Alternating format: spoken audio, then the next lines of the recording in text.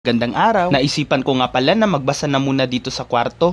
Tara, samahan niyo ako. Sa totoo lang, hindi talaga ako mahilig sa pagbabasa. Pero dahil alam ko kung gaano to kahalaga, ginagawa ko na to dati pa. Motivated din kasi ako matuto, lalo-lalo na kung gusto ko yung binabasa ko. Tsaka madali ko rin siyang naiintindihan. Noon mga pictures lang talaga ang tinitingnan ko sa libro. Pero nung natuto ako magbasa at umintindi, tinuloy-tuloy ko na. Basta nag-e-enjoy lang talaga ako pag nagbabasa. Mula sa mga storybooks sa pambata, mga tula, at mga essays, binabasa ko na talaga. Tsaka yung mga comics, ayos din yun basahin. Promise, di ka mabubore. Pero minsan, nagiging frustrated reader din ako. Lalo na't wala akong maintindihan, doon ako tinatamad at tumitigil. Umina at bumagal din ako sa pagbabasa. Pero buti na lang may mga libro at nagtuturo sa ating magbasa, no? Kaya para sa mga di pa marunong at mahinang magbasa, mag-practice at magpatuloy pa rin tayo, ha? At huwag tayong mahiyang magpaturo. Dahil naniniwala ako na malaki ang ambag ng pagbabasa sa ating buhay at pag-unlad. Kaya kahit di ka mahilig, tinatamad o walang gana, magbasa ka pa rin. Makikita mo balang araw, mas marami kang magagawa kapag marunong ka magbasa.